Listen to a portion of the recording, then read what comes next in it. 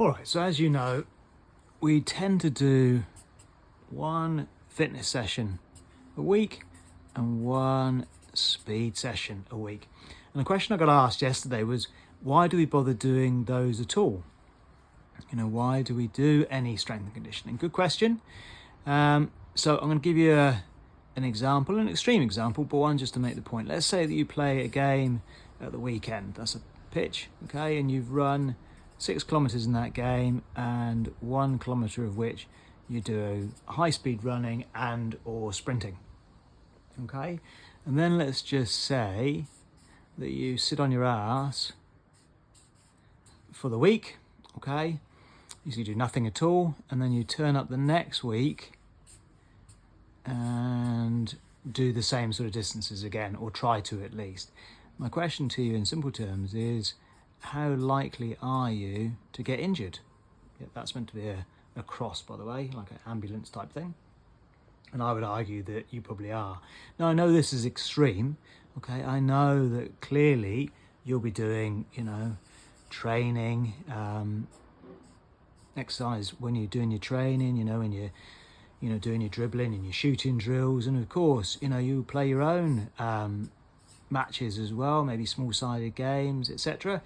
Yeah. But what I can tell you based on the research is that if you look at the exercise that you do here and here, that is neither the same volume nor intensity that you'll do during the match. There is a requirement there for you to top up, to be doing more exercise during your training sessions at a higher intensity than what you would do just by nature of playing with the ball and doing your match simulations, to reduce your chance of injury when you come to play the following weekend, and or to improve your performance. So that begs the question then, what are we going to do during April? Well, some of you have had the joy of doing this already, but for those of you who haven't, here we are. Okay, here is your pitch. Okay, and you're going to be divided into one of 3 groups. You're going to be divided into the quick group, the quicker group, or the quickest group. Yeah. You're going to run 600 meters, which is 2 laps of the pitch, 50 meters wide, 100 meters long. So 50, 100, 50, 100 is 300. You can do that twice. Okay, all of you are. Yeah. But the quicker group are going to leave first.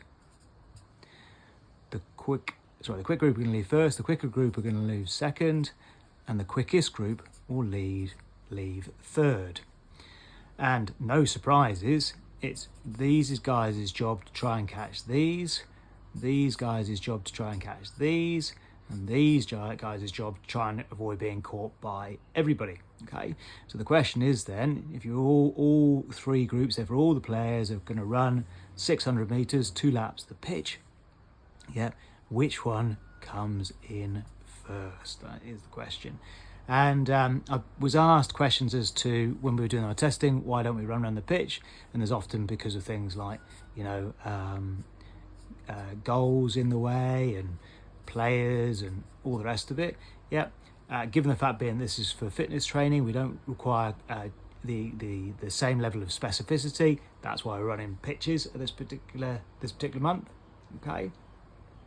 And depending on which group you are, whether you've got games coming up, how much of this stuff you've done before or not, you may do 1 by 600, you may do 2 by 600, or you may do 3 by 600. Okay, so in terms of who does what and in which group you are, I'll provide that detail when I attend the training sessions with you this evening. Okay. If you do more than 1 by 600, you do 2 or 3, you will have a rest obviously in between each, and that rest will be 60 seconds. Okay, look forward to seeing you this evening.